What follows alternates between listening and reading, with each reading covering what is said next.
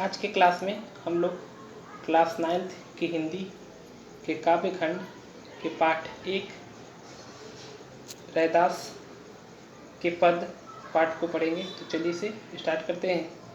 सबसे पहले इस पाठ को स्टार्ट करने के पहले हम लोग कवि रैदास के कवि परिचय के बारे में पढ़ेंगे, उनके बारे में जानेंगे।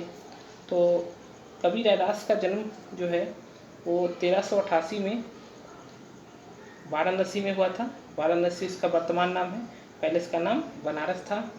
और कवि रैदास के बारे में कहा जाता है कि इनका विचार था कि अगर व्यक्ति की आंतरिक भावना और भाईचारा यही सच्चा धर्म है। यानी कवि रैदास का मानना था कि कोई मनुष्य आंतरिक रूप से कैसा है, उसके अंदर के विचार, उसके अंदर का अंतरात्मा विचार कैसी है, वो खुद से सच्चा रूप से कैसा है, ये बहुत अच्छा, ये सबसे बड़ा धर्म है। और उनका ये मानना था कि सबसे अच्छा धर्म क्या है, भाईचारा। यानी लोग अगर एक दूसरे से के साथ भाईचारे की भावना अपनाते हैं तो ये सबसे अच्छा धर्म है। तो ये दो चीज़ उनका मानना था कि व्यक्ति की आंतरिक भावना और भाईचारा अगर व्यक्ति में है तो वो सच्चा धर्म है। साथ ही उन्होंने कुछ विशेष प्रकार के दिखावे को व्यर्थ बताया है, जैसे कि मूर्ति पूजा हो, तीर्थ यात्रा इत्यादि जैसे दिखावे को रैदास जो है व्यर्थ मानते हैं। उनका कहना है कि ये सब चीज़ व्यर्थ है, इसको करने से कोई लाभ नहीं है। रैदास के बारे में कहा जाता है कि कवि रैदास के बारे में जानकर जब सिकंदर लोदी जो कि दिल्ली का शासक था उस समय, उससे जब पता चलता है रैदास के बारे में, उनके बारे में पता चलता है, तो उन्होंने रैदास को दिल्ली आने का निमंत्रण दिया। यानी कवि रैदास को वो दिल्ली बुलाते हैं। इसके बाद कवि रैदास की मृत्यु 1518 में हुई थी और इनकी मृत्यु भी वाराणसी शहर में ही हुई थी। तो आप लोग इसे भी याद रखिएगा कि इनकी मृत्यु कहाँ हुई, 1518 ईस्वी में वाराणसी में। ठीक है। साथ में एक ऑब्जेक्टिव क्वेश्चन आपके एग्जाम में पूछा जा सकता है कि कवि रैदास कैसे कवि थे। तो आप लोग इसे याद रखिए कि वे निर्गुण भक्ति धारा के कवि थे। ठीक है। इसके बाद आपसे पूछा जा सकता है कि कवि रैदास की जो रचनाएँ होती थी वो किस विषय, किस भाषा में थी। तो कवि रैदास की रचना जो है साधारण तौर पे सरल और व्यवहारिक भाषा होती थी। उनका जो रचना होता था साधारण तौर पर होता था और उसमें साधारण लैंग्वेज का उपयोग होता था। इसमें इनकी रचना मुख्य रूप से ब्रज भाषा में पाई जाती थी। इस ब्रज भाषा के अतिरिक्त इनकी रचना में थोड़ी अवधी, खड़ी, राजस्थानी, उर्दू या फारसी भाषा भी देखने को मिलता है। ठीक है। अब आगे का क्वेश्चन है कि कवि रैदास की प्रमुख रचना क्या क्या है। तो जब कवि रैदास की प्रमुख रचना में हम पढ़ते हैं तो इनकी प्रमुख रचना है रैदास के दोहे, प्रभु जी तुम संगति, शरण तिहारी, परचे राम रमे कोई, इत्यादि बहुत सारी रचना है। ठीक है। रैदास की 40 पद सिखों के धार्मिक ग्रंथ गुरु ग्रंथ साहिब में शामिल किए गए। रैदास की रचना है के 40 पद को जो है वो गुरु ग्रंथ साहिब में सम्मिलित किया गया। इसे भी आप लोग याद रखें। अब हम लोग ये जो हमारा पद है, प्रभु जी हम चंदन तुम पानी, यानी जो हम लोग आज पद पढ़ रहे हैं उसका परिचय क्या है, प्रभु जी हम चंदन तुम पानी। तो इसके बारे में हम लोग थोड़ा सा जानेंगे। तो इस पद के द्वारा कवि रैदास जो है अपनी और भगवान की तुलना करते हैं। भगवान से अपनी तुलना करते हुए वो भगवान को संबोधित करते हैं।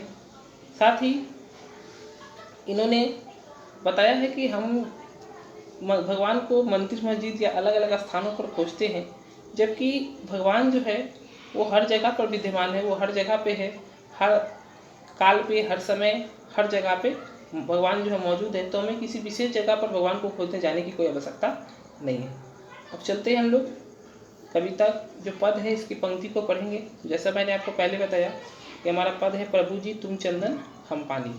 तो हम लोग इसके पद को पढ़ते हैं और इसके अर्थ को जानते हैं। इससे आप लोग पूरा देखें ताकि आपको अच्छे तरीके से समझ में आए।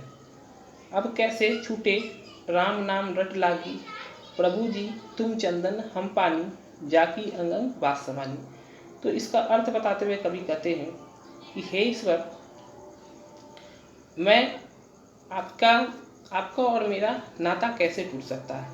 यानी कवि इस जो है रैदास वो ईश्वर के प्रति अपनी आस्था प्रकट करते हुए कहते हैं, ईश्वर के प्रति अपनी आस्था दिखाते हुए कहते हैं, हे ईश्वर, मेरा और आपका संबंध कैसे छूट सकता है, मेरा आपसे जो रिश्ता है वो कैसे छूट सकता है।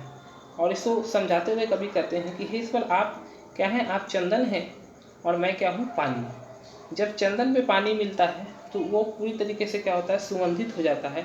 ठीक उसी प्रकार से आपके मिलने से मेरा अंग अंग जो है वो क्या हो गया है, सुगंधित हो गया। तो इसका अर्थ ये होगा। ठीक है, अब हम लोग नेक्स्ट लाइन पढ़ेंगे। प्रभु जी तुम घन वन हम मोरा, जैसे चितवन जन चकोरा। तो इसका अर्थ बताते हुए कवि कहते हैं कि हे ईश्वर, जब कभी आसमान में बादल मंडराते हैं तो उसे देखकर क्या है, मोर जो है खुश हो जाता है। ठीक उसी प्रकार से हे ईश्वर, आप आसमान में मंडराते हुए बादल हैं। यानी कवि जो है भगवान की तुलना आसमान में मंडराते हुए बादल से करता है, साथ ही उसको देख खुश होने वाला मोर की तुलना स्वयं से कहता है कि आप आसमान के बादल हैं और मैं उस जंगल में घूमने वाला क्या हूँ, मोर हूँ। जिस तरीके से बादल को देखकर मोर नाचने लगता है, खुश हो जाता है, और जैसा कि चकोर पक्षी जो है चांद को देख के खुश हो जाता है, बस ठीक उसी प्रकार से आपके स्मरण मात्र से, आपके बारे में सोचकर, आपको याद कर कर मेरा मन भी जो है मोर की तरह नाचने को करने लगता है। तो इस पंक्ति का अर्थ ये होगा। ठीक है, अब आगे है नेक्स्ट पंक्ति। प्रभु जी तुम दीपक हम बाती, जाकी ज्योति बड़े दिन राती। तो इसका अर्थ बताते हुए कवि कहते हैं कि हे ईश्वर, आप क्या हैं, आप दीपक हैं और मैं उस दीपक का क्या हूँ, बाती हूँ। जिस तरीके से दीपक जलता है तो पूरा घर जो है प्रकाशित हो जाता है। जिस प्रकार से दीप के जलने से पूरा घर प्रकाशित हो जाता है, ठीक उसी प्रकार से आपके नाम रूपी ज्योति से, आपके नाम का स्मरण करके, आपके नाम का ज्योत से ही मेरा संपूर्ण मन, मेरा पूरा मन जो है वो क्या होता है, प्रकाशित हो जाता है। यानी कवि कहते हैं कि हे ईश्वर, आप क्या हैं, दीपक है और हम बाती हैं। जिस तरीके से हम दीपक को जलाते हैं तो प्रकाश का क्या होता है, नाश हो जाता है। चारों तरफ जो है प्रकाश, अंधकार का नाश हो जाता है और चारों तरफ जो है प्रकाशित हो जाता है। उसी प्रकार से कहते हैं कि हे ईश्वर, जब मैं सिर्फ आपका नाम लेता हूँ तो आपके नाम के ज्योत से, आपके नाम के ज्योति से मेरा पूरा मन जो है वो क्या होता है, प्रकाशित हो जाता है। नेक्स्ट पंक्ति है। प्रभु जी तुम मोती हम धागा, जैसे सोनही मिलत सुहागा।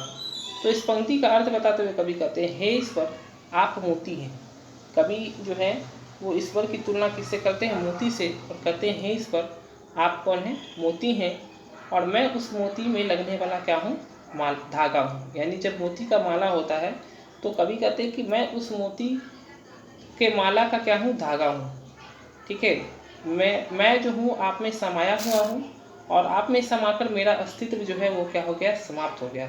इसके लिए कभी एक उदाहरण देते हैं कि जिस प्रकार से सुहागा सोने में मिलता है तो वो अपना अस्तित्व खो देता है, ठीक उसी प्रकार से मैं आप में मिलकर अपने अस्तित्व का, मेरा अस्तित्व जो है आप में मिलकर मेरा अस्तित्व क्या हो गया, समाप्त हो गया। मैंने अपना अस्तित्व को खो दिया। अब नेक्स्ट पंक्ति है। प्रभु जी तुम स्वामी हम दासा, ऐसी भक्ति करे रह दासा। तो इसका अर्थ बताते हुए कभी कहते हैं कि हे ईश्वर, हे मेरे स्वामी, मैं, आप मेरे क्या है, स्वामी हैं। कभी ईश्वर को संबोधित करते हुए कहते हैं ईश्वर, आप मेरे स्वामी हैं और मैं क्या हूँ, आपका सेवक हूँ। मैं आपका दास हूँ, मैं आपका सेवक हूँ और मैं आपकी हमेशा ऐसे ही सेवा करना चाहता हूँ, मैं आपकी ऐसे ही भक्ति करना चाहता हूँ। तो ये प्रभु जी तुम चंदन हम पानी, ये पाठ पद का जो है ख़त्म हो जाता है। इस चैप्टर में एक और पद है जो हम लोग नेक्स्ट वीडियो में करेंगे। ये वीडियो आपको कैसा लगा आप कमेंट करके बताएं। साथ में अगर ये वीडियो आपको अच्छा लगा हो तो इसे लाइक कर दें और इसे शेयर करें। साथ में इस वीडियो में जो है रिटेन नोट्स है, आप इसे लिख सकते हैं, आप इसे नोट्स बना लें ताकि आपको आगे पढ़ने में मदद मिले।